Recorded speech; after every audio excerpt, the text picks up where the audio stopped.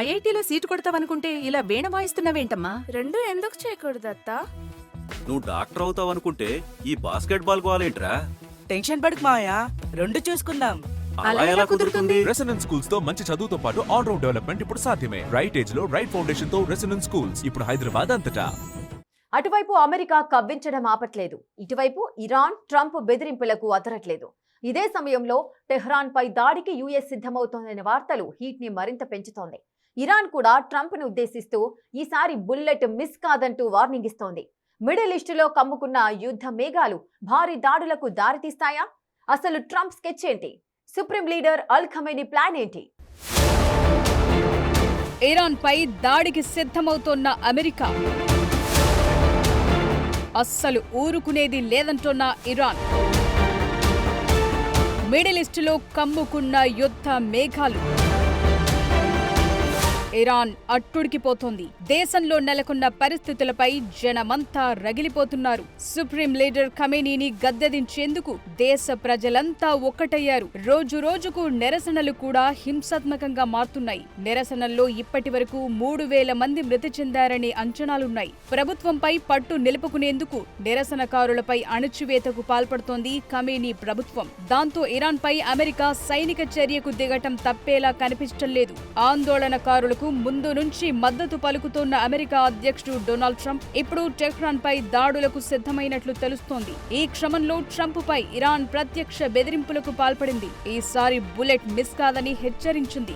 ఇది ప్రపంచ వ్యాప్తంగా హాట్ డిబేట్ కు దారితీసింది. అమెరికా అధ్యక్ష ఎన్నికల ప్రచార సమయంలో 2024 జూలైలో పెన్సిల్వేనియాలో ట్రంప్ పై హత్యాయత్నం జరిగింది. ఓ దుండగుడు జరిపిన కాల్పుల్లో ట్రంప్ చెవికి గాయమైంది. అప్పుడే ఈ హత్యాయత్నం వెనుక ఇరాన్ ఉన్నట్లు అమెరికా ప్రభుత్వం ఆరోపించింది. ఇప్పుడు ఆనాటి ఘటనకు సంబంధించిన ఫోటోను ప్రసారం చేసిన ఇరాన్ టీవీ ఈసారి బుల్లెట్ గురి తప్పదనే బెదిరింపుల సందేశాన్ని టెలికాస్ట్ చేసినట్లు అంతర్జాతీయ మీడియా కథనాలు తెలిపాయి. అమెరికా ఏ క్షణమైనా ఇరాన్ పై దాడికి పాల్పడొచ్చనే ఊహాగానాల వేళ ఈ బెదిరింపులు తీవ్ర చర్చనీయాంశంగా మారాయి.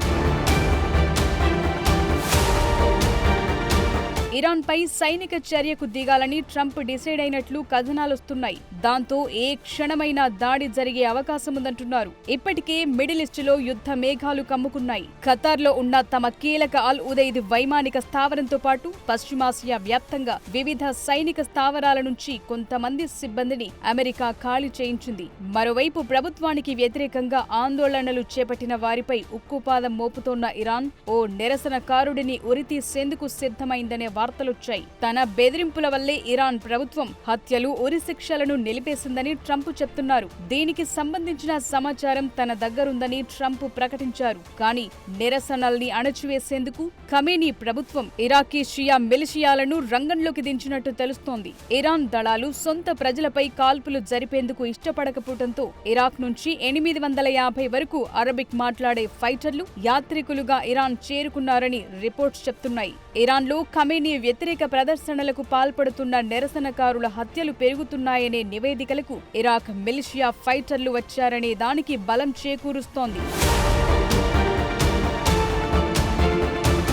ఇరాన్ సరిహద్దుల్లో బస్సుల ద్వారా ఇరాక్ మిలిషియాని యాత్రికుల్లా తీసుకొస్తున్నారు. జనవరి 11 నాటికి దాదాపు 60 బస్సులు బార్డర్ క్రాస్ చేశాయి. ఇరాన్ అంతటా మతాధికారుల పాలనకు వ్యతిరేకంగా నిరసనలు వ్యాపించిన వేళ ఈ బస్సుల ప్రవాహం అనేక అనుమానాలకు తావిస్తోంది. నిరసనల్ని క్రూరంగా అణచివేసేందుకు ఖమేనీ ప్రభుత్వం చేస్తున్న ప్రయత్నమని రిపోర్ట్స్ సూచిస్తున్నాయి. నిరసనకారుల మరణాల్లో పెరుగుదలకు అరబిక్ మిలిషియాతో సంబంధం ఉండొచ్చంటున్నారు. Kataib Hezbollah, Harakat Hezbollah, an Nujaba, popular mobilisation forces, Kataib Sayyid al Shuhada లాంటి మిలిషియా గ్రూపుల సభ్యులు ఇరాన్లోకి ప్రవేశించినట్టు తెలుస్తోంది. ప్రాంతీయ వ్యూహాత్మక లక్ష్యాలను సాధించడానికి ఖమేనీ దశాబ్దాలుగా పెంచుకున్న ఉగ్రవాదుల నెట్వర్క్ ఇది. ఇప్పుడు దాన్ని తనకు వ్యతిరేకంగా నినాదాలు చేసిన సొంత ప్రజలపైనే ప్రయోగిస్తున్నాడనే వాదన వినిపిస్తోంది. ఇరాన్ ప్రజల నిరసనలను అణచివేసేందుకు హిజ్బుల్లా ఉగ్రవాదులు ఇరాకీ మిలిటెంట్లను మోహరించడం తీవ్ర చర్చకు దారితీసింది. ఇది ఇరాన్ ప్రజలకు భారీ హెచ్చరికలా మారింది. ఇన్నాళ్లు ఖమేనీ ప్రభుత్వం ఇరాన్ ప్రజలకు చెందిన బిలియన్ల డాలర్లను ఉగ్రవాద ప్రాక్సీ దళాల కోసం ఖర్చు చేసిందనే విషయం తేలిపోయింది. ఇప్పుడు ఆ దళాలను తన సొంత పౌరులపైనే మోహరించడం ఇరాన్ ప్రజలకు చేసిన మరో ద్రోహమనే అభిప్రాయాలు వినిపిస్తున్నాయి. నిరసనల్ని ఉక్కుపాదంతో అణిచివేయాలని ఇరాన్, నిరసనకారుల జోలికి వెళితే ఊరుకోబోమని అమెరికా, ఇలా రెండు దేశాల పరిస్థితులు దిగజారిపోయాయి. దాంతో అగ్రరాజ్యం అమెరికా, ఇస్లామిక్ రిపబ్లికన్ ఇరాన్ మధ్య దశాబ్దాలుగా సాగుతున్న వైరం ఇప్పుడు క్లైమాక్స్ కి చేరుకున్నట్టుగా కనిపిస్తోంది. ఓవైపు ట్రంప్ మాక్సిమం ప్రెజర్ వ్యూహంతో ఇరాన్ ని ఉక్కిరిబిక్కిరి చేస్తుంటే, మరోవైపు టెహ్రాన్ తనదైన శైలిలో కౌంటర్ ఇస్తోంది. దాంతో మరో యుద్ధం తప్పదా అనే చర్చ మొదలైంది. దేశంలో నిరసనలు, బయట యుద్ధ భయాలు, రెండు వైపుల నుంచి తీవ్ర ఒత్తిడిలో ఇరాన్ మండిపోతోంది. అల్ ఖమేనీ ప్రభుత్వంపై ప్రజల్లో తీవ్ర వ్యతిరేకత వచ్చేసింది. తాజా నిరసనల్లో వేల సంఖ్యలో ప్రజలు ప్రాణాలు కోల్పోయారని అంతర్జాతీయ నివేదికలు చెప్తున్నాయి. ఈ సమయంలో help is on the way అంటూ ట్రంప్ చేసిన సోషల్ మీడియా పోస్ట్ ఇరాన్ పాలకులకు కంటి మీద కునుకు లేకుండా చేస్తోంది. నిరసనకారులపై హింస కొనసాగితే సైనిక చర్య తప్పదని పరోక్షంగా సంకేతాలిచ్చారు. అమెరికా బెదిరింపులకు కూడా ఇరాన్ ఏ మాత్రం తగ్గటం లేదు. ట్రంప్నుద్దేశించి ఇరాన్ అధికారిక మీడియా చేస్తున్న వ్యాఖ్యలు కలకలం రేపుతున్నాయి. గతంలో ట్రంప్పై జరిగిన హత్యాయత్నాన్ని గుర్తు చేస్తూ ఈసారి బుల్లెట్ మిస్ కాదంటూ ఇరాన్ హెచ్చరికలు జారీ చేసింది. అయితే ఇది డైలాగ్ల దగ్గరే ఆగిపోతుందా, లేక నిజంగానే యుద్ధానికి దారితీస్తుందా అన్నది ఇప్పుడు ప్రపంచ దేశాలను కలవరపెడుతోంది.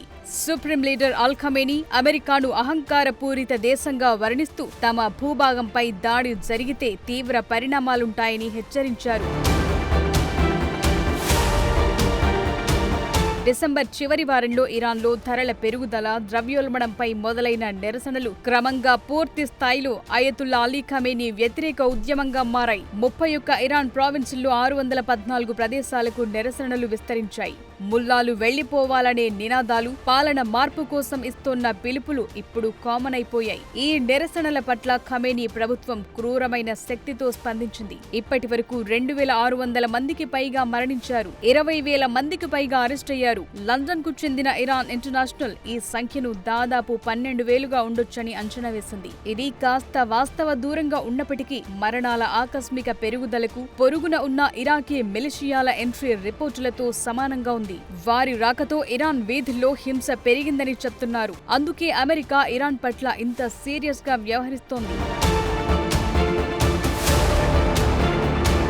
రెండోసారి అధ్యక్షుడిగా బాధ్యతలు చేపట్టిన తరువాత ట్రంప్ ఇరాన్ విషయంలో మరింత కఠినంగా వ్యవహరిస్తున్నారు. ఇప్పటికే ఇరాన్తో వ్యాపారం చేసే దేశాలపై 25% టారిఫ్లు విధిస్తామని ప్రకటించి ఆ దేశ ఆర్థిక మూలాలను దెబ్బతీశారు. ఇక నిరసనకారులకు బహిరంగ మద్దతు తెలపడం ద్వారా ఇరాన్ ప్రభుత్వ పతనాన్ని వేగవంతం చేయాలని చూస్తున్నారు. అవసరమైతే టెహ్రాన్లోని కీలక సైనిక కేంద్రాలపై సర్జికల్ స్ట్రైక్స్ చేయడానికి పెంటగాన్ ఇప్పటికే ప్లాన్ సిద్ధం చేసినట్లు తెలుస్తోంది. ఈ రెండు దేశాల మధ్య గొడవలు సౌదీ అరేబియా సహా ఇతర గల్ఫ్ దేశాలన్నీ చాలా జాగ్రత్తగా అడుగులు వేస్తున్నాయి. ఇరాన్ పై దాడి చేసేందుకు తమ ఎయిర్ స్పేస్ ని ఉపయోగించుకునేందుకు సౌదీ అరేబియా నిరాకరించింది. యుద్ధం వస్తే చమురు ధరలు ఆకాశాన్నంటుతాయని, ప్రపంచ ఆర్థిక వ్యవస్థ కుప్పకూలుతుందని వారు భయపడుతున్నారు. అందుకే దౌత్యపరంగా సమస్యను పరిష్కరించాలని కోరుతున్నారు. అమెరికా హెచ్చరికలతో ఇరాన్ అప్రమత్తమైనట్లు కనిపిస్తోంది. వాణిజ్య విమానాల రాకపోకలకు తమ గగన తలాన్ని మూసేసింది. దాంతో ఇండియన్ ఎయిర్లైన్స్ సంస్థలు కూడా తమ ప్యాసింజర్లకు అడ్వైజరీని జారీ చేశాయి. ఇరాన్లో ఉద్రిక్తతల దృష్ట్యా కొన్ని విమానాలను దారి మళ్లిస్తున్నామని, మరికొన్ని సర్వీసులను రద్దు చేయాల్సి వచ్చిందని తెలిపాయి. ఇరాన్ తన ఎయిర్ స్పేస్ మూసివేయడంతో కొన్ని అంతర్జాతీయ సర్వీసులపై ప్రభావం పడింది. కొన్ని రోజులుగా కొనసాగుతోన్న హింసాత్మక నిరసనలతో ఇరాన్లో పరిస్థితులు అల్లకల్లోలంగా మారాయి. మరోవైపు ఆ దేశంపై సైనిక చర్యకు అమెరికా సిద్ధమవుతున్నట్లొస్తున్న వార్తలు కలకలం రేపుతున్నాయి. ఈ పరిణామాల నేపథ్యంలో భారత్ అప్రమత్తమైంది. ఇరాన్లోని భారతీయులంతా అందుబాటులో ఉన్న రవాణా మార్గాల్లో ఆ దేశాన్ని వీడాలని సూచించింది. భారతీయులెవరూ ఇరాన్కు వెళ్లొద్దని తెలిపింది. ప్రస్తుతానికి అమెరికా ఇరాన్ మధ్య మాటల యుద్ధం పీక్ స్టేజ్ కు చేరింది. ట్రంప్ ఎవరూ ఊహించలేని నిర్ణయాలతో టెహ్రాన్ ని భయపెడుతుంటే ఖమేనీ తన సైనిక శక్తిని ప్రదర్శిస్తున్నారు. చిన్న పొరపాటు జరిగినా అది యుద్ధానికి దారితీసే ప్రమాదముందనే వాదనలు వినిపిస్తున్నాయి.